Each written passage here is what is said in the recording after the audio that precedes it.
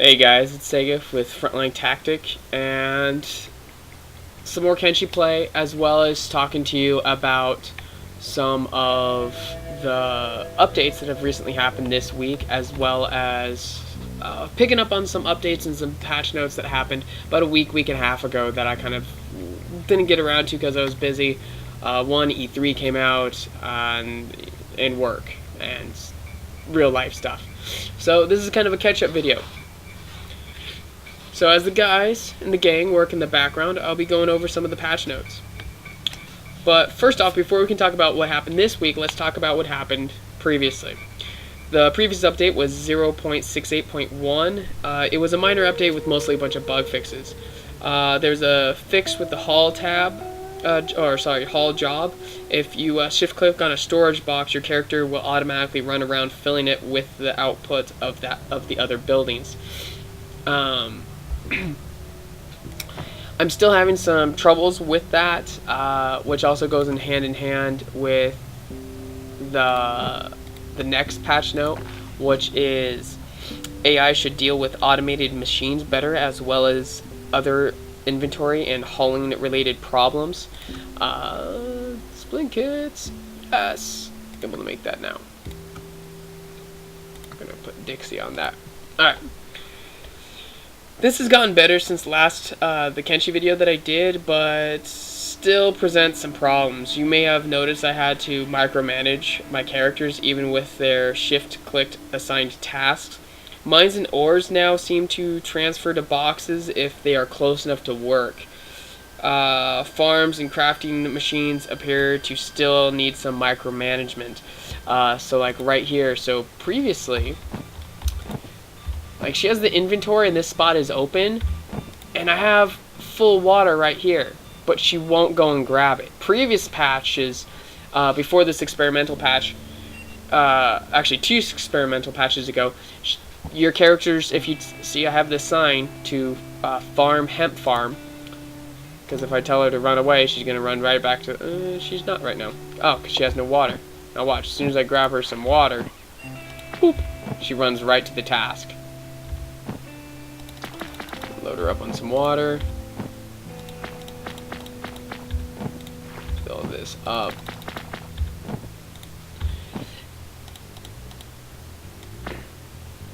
I know it holds more water. Another thing is you can right click and fill an object till 5 and then it stops, but you can manually feed it up to 10, I've noticed.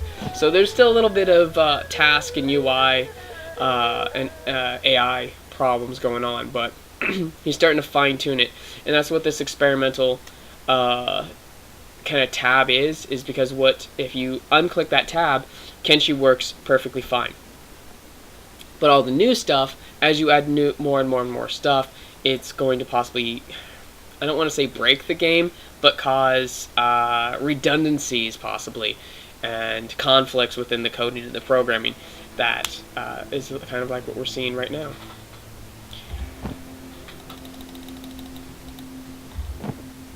And I'm going to go tell her to just go and stop the hemp farm and go back and make more cloth. So you still have to micromanage quite a bit, it looks like, for the tasks. Thought I told you to do a new splint kit.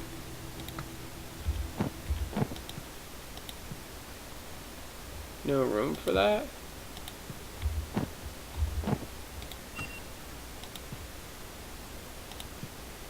Alright. So, yeah, there's still a little bit of micromanaging that you gotta do. Tweaks to reduce bugs with skipping ground collision. Also the fixed AI bug with bandits when their squad is wiped out and they don't know what to do anymore. And so they're going to possibly start to regroup and things like that. Fixed world not loading properly when you started a new game from the in-game menu. Fixed the sleeping upside down animation. That was pretty hilarious. You'd go and climb into bed and like all you would see is your boot sticking up out of the covers. I thought it was kind of funny. Fix the nav mesh around the Merc outpost. I had to actually look this up. I didn't know what nav mesh was. So here it is. Nav mesh is an abstract data structure used in AI applications to aid agents in pathfinding through spaced areas. It's kind of a very condensed explanation of what it is, but basically it's the under the hood mechanics of how characters and creatures or mobs or whatever you want to say walk around. Oh, she busted that out quick. There we go. Fill her up.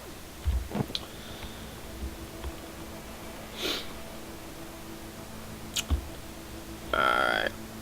Now, let's get on to this week. This week there's been a big frame rate boost, which I've noticed the game looks smoother. It is nice. It just flows a lot nicer.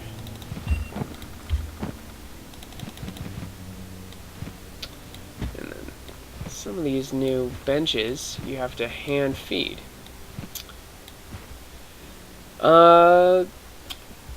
Total wall placement revamp, so it's going to be easier to place walls from now on, which is nice. Because I had some problems with that. I actually reverted a save because all the walls just didn't line up proper. And there was a gap within them, and that was no good, because what's the point of having a wall if your guys can just, or if the bandits can just walk through? Slightly better building placement in general, plus easier placement of furniture within buildings. So kind of, I think going back to that nav meshing, where just the placement of items is tightened up a bit more.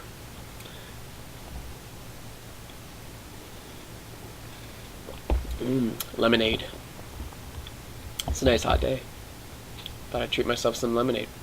So the next note is toughness now affects degeneration rate, meaning that rookies are more likely to die than veterans when defeated, making early game harder, and actually hordes of bandits with low stats easier to defend and overcome. So let's go to our strength rate. Let's see if it says carrying people, blah blah blah blah. Doesn't look like the tooltip's been changed at all anyways, but I do kind of like, I did notice this in recent patch, that it will give, when you click on strength, it'll give this. Toughness, oh here we go, ways to get it up. Oh, wound deterioration rate, there we go.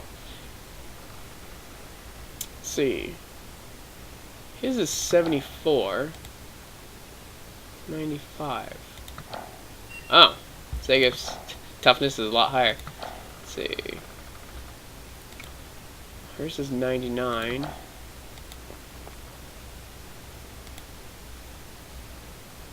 Hers is ×1. So yeah, Segef has gotten his butt kicked. Which, you know, you get your toughness up by various means, such as being knocked out and getting in the nasty, nasty brawls.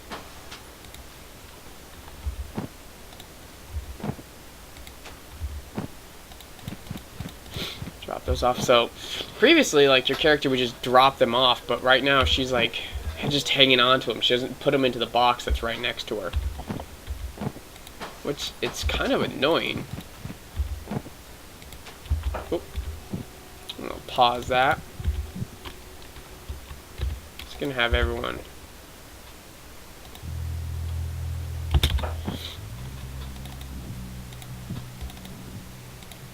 Drop the bags. Gotta get rid of that combat minus. Difficulty settings added to new game and import game windows. Added amount of death slider to the new game options.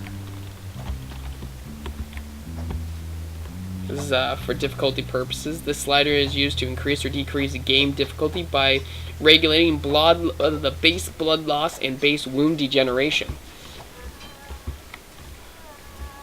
So if you're having too many problems, you can slide that, or if you're finding it too easy, then you can also regulate it as well. Easy prospecting option versus are adjusted by biome only. I'm really excited about upcoming biomes. They every once in a while they kind of hint and tease about another one that's coming up.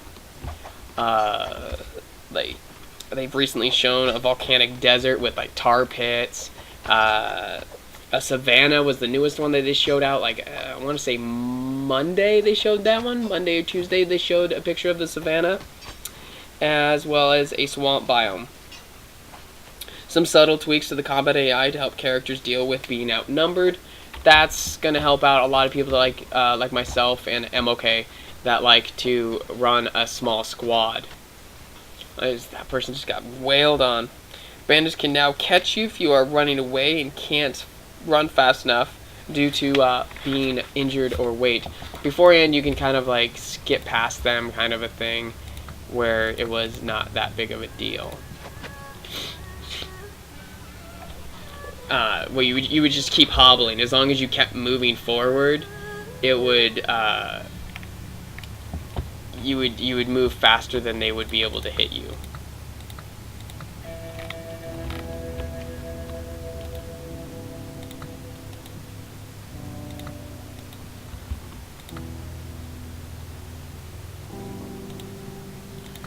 Everyone back to their tasks. Strength improves slightly faster from encumbrance, so if you are carrying too much. Nice. So I got some that are kind of encumbered. Basically the XP allotted to get your strength up has been increased. This is going to come in handy, especially for people that you know, they start a new game, that they're able to get some stats up. Because that's a pain it is a giant pain to get your strength up. It really is. If you're using a katana or some of the lighter weapons, it takes forever for your strength to go up. While versus carrying like the chopper, the horse chopper, or the ringed blade, that it's a lot harder to get your stats up. Hey girl, drop that fool. Max blood stat is now influenced by a character's strength stat.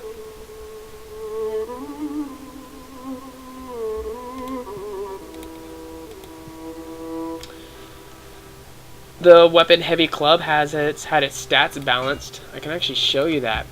So here's a club with the industrial 004 setup. So cutting damage 0.15, blunt damage 1, blood loss 0.3, with a defense bonus of 6, and it weighs 20 kilograms. Here's the heavy club.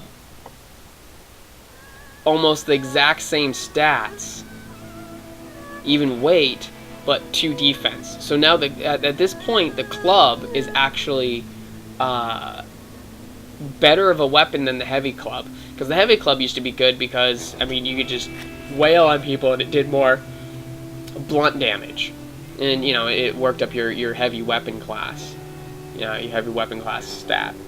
And so that's the only bonus to going from a club to a heavy club, is that the heavy club works off of your heavy weapons class.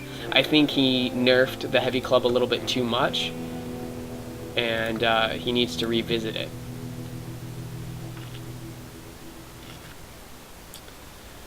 Added splint kits to the research list. As you saw, I just recently did that. Gun turrets have a hidden stat advantage if placed on higher elevations.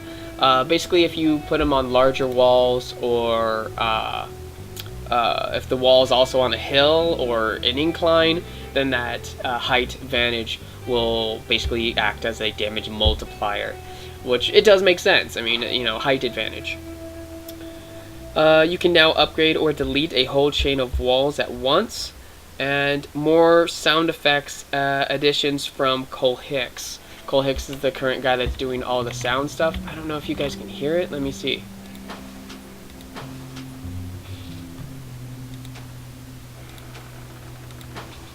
Not sure if the recording's going to pick it up, but now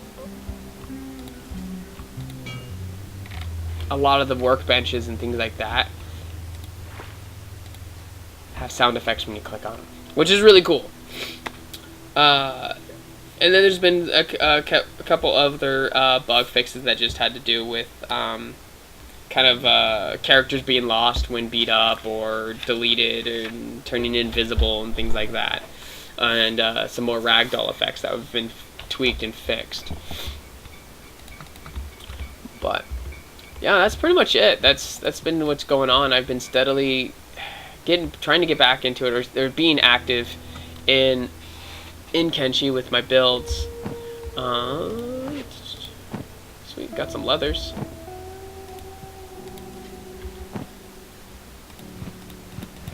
There we go.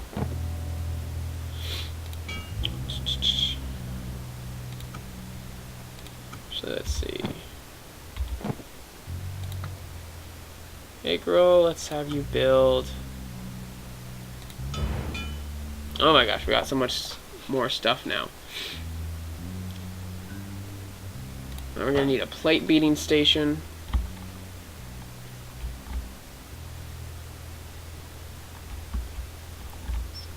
Put that just out there.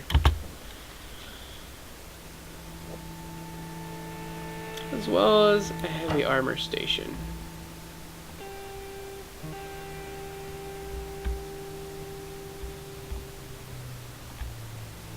Actually, let's see how that places out first. But yeah, in conjunction with talking about how the task of grabbing resources, previously when I've built down here, because this is Homebase 3.0, which is essentially the exact same location as Homebase 2.0 is, because of the prospecting mechanic that I went up there to, let's see if we can see. Can you see it? Camera tweaked out on me a little bit there. As you can see, there's my stone process and stuff like that. So I have stone and ore resources down there, but then I have good soil and water resources down here. So that's why I built the rest of this down here. Dixie, where are you going? Nope. I think I accidentally clicked on that. That was my bad. And so when you're building down here, they won't go and grab the resources up there like they used to. Again, this is me going in and talking about how the whole water resources and the resource boxes, that the characters aren't necessarily doing all the tasks. I've noticed that with the ore and building material boxes up top, they will go back and forth between the two tasks, but down here, they're just kind of like, I don't know. And that's kind of a pain, and you gotta like micromanage, which kind of takes your attention away, especially if you have one person trying to run and do a grocery run and sell a bunch of stuff. Alright, and then so yeah, it's just a micromanaging thing, which I think it'll probably get better. It just needs some time. And we're just gonna put this right there. Should be plenty of space between them.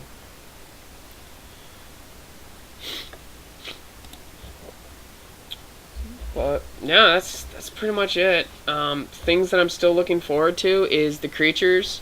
They've thrown some more renderings and some concept sketches of creatures. Yeah. And the recent Q&A. Guys, let me know if you want me to include in these Kenshi videos recent Q&A questions that I like.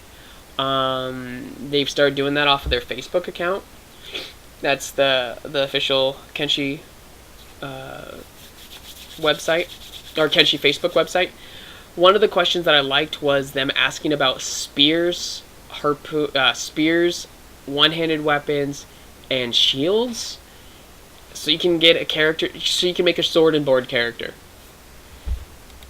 I thought that was amazing. I think I have a building material. No, I do not. So that is something that I'm looking forward to, is that there's going to be more weapon types coming out into the future, but it's not a major plan. The biomes, I know I keep talking about the biomes. Still super excited about those.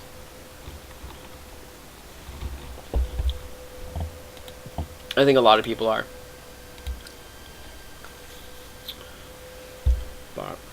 I'm gonna continue working on this, growing it up. I need to do a whole overhaul of gathering resources and stuff like that before I can. I need to do a grocery run with this character is what I need to do. Sell all the excess crap that she has, and then also need to start building a wall so that I can start showing off the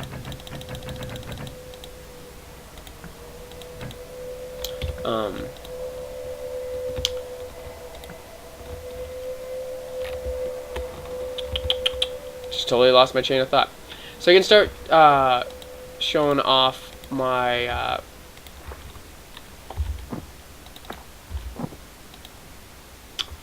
totally lost my train of thought there with that.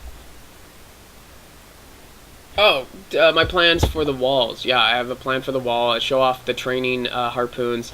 I did buy a bunch of things. Like, I have ninja blades here. I have flat topper, cleavers, advanced weaponry, fragmented axe. I kind of like what they did with the patterns. Like, it's an entire school of patterns now, versus just like one kind of weapon.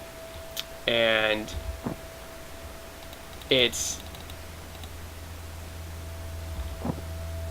you're gonna go back to working on the fabric machine. Whatever, I need more fabric.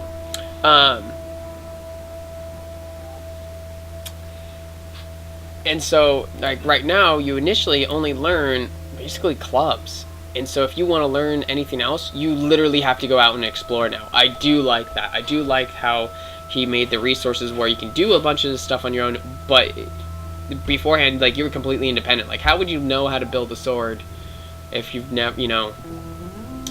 So it does make sense that certain patterns that you have to buy, and it forces you to be an active member of kind of the world's economy and society. Otherwise, you just build your own house out in the corner of nowhere, and you'd never have to go to town.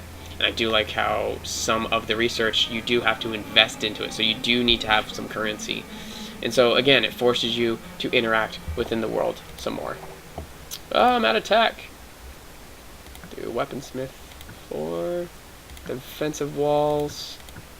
Oh yeah, there's large defensive walls. Can't wait to get into that. So we're going to make some good walls on this thing.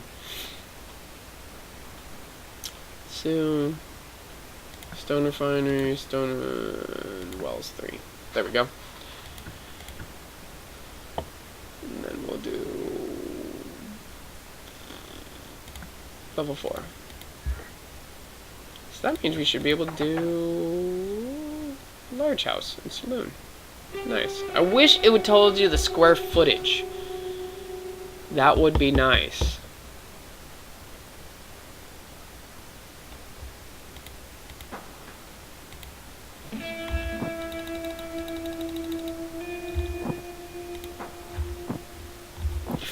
But I don't know.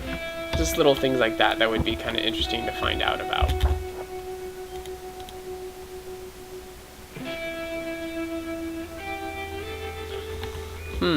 What else do I want to add? I think that's pretty much it. I'm going to keep up on this. But yes, guys, let me know if you want me to start adding some of the Q&A questions that pop up off of the Facebook post, and I can add to that a little bit. And I can put in my 2 cents about it.